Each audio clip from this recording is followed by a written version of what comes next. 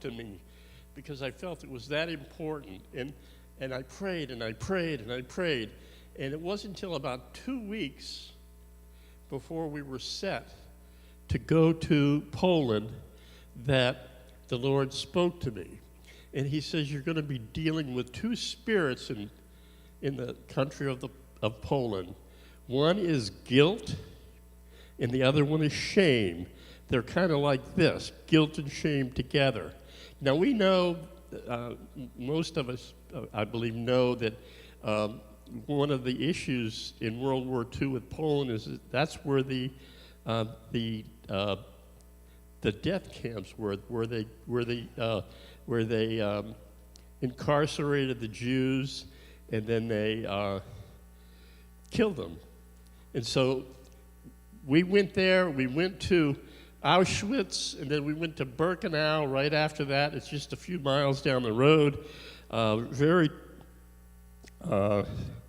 sobering scene, walking, doing the tour through Auschwitz and then over to Birkenau.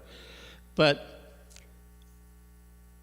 when we were in Auschwitz, and I can remember this, the guide that we had, she was probably in her early 30s. She was the guide that took us all around through Auschwitz to all the buildings, through the crematoriums, and talked about what was going on there.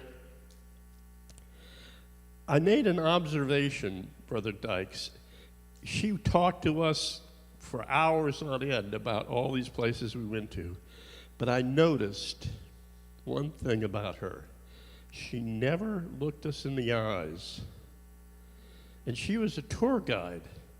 She never looked us in the eyes. So I sensed what the Lord had spoken to me was indeed true. Guilt and shame. We left Auschwitz in the afternoon. We went to Birkenau. Like I said, it was just a few miles up the road.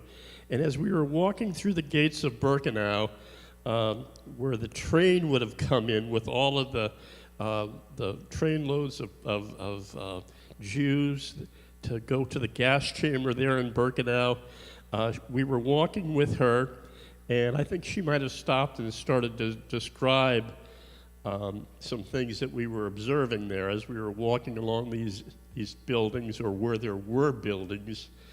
And I think it was one of the sisters just felt something of the Holy Ghost, and they wanted to pray for our tour guide.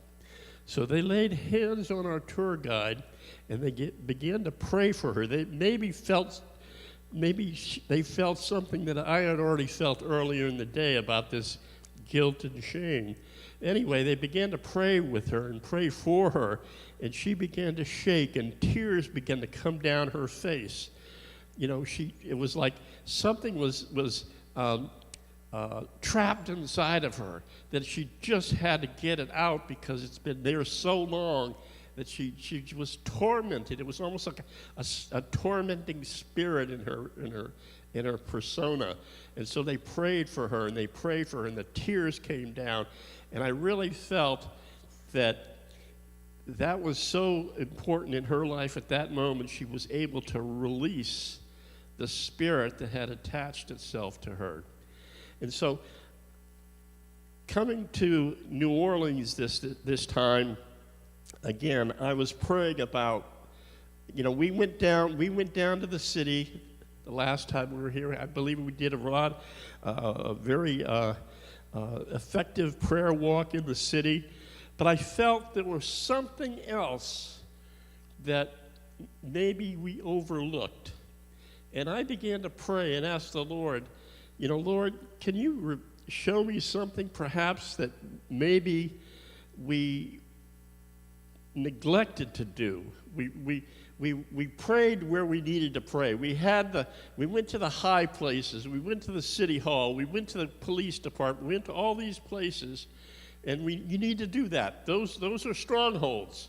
Where the leaders of the city are enacting laws and that'll affect people's lives. We need to go and pray for those leaders. We need to pray that the Spirit of God will be upon them so they will make the right decisions, the right choices for you, so that you could live peaceable in this messed up world that we live in today.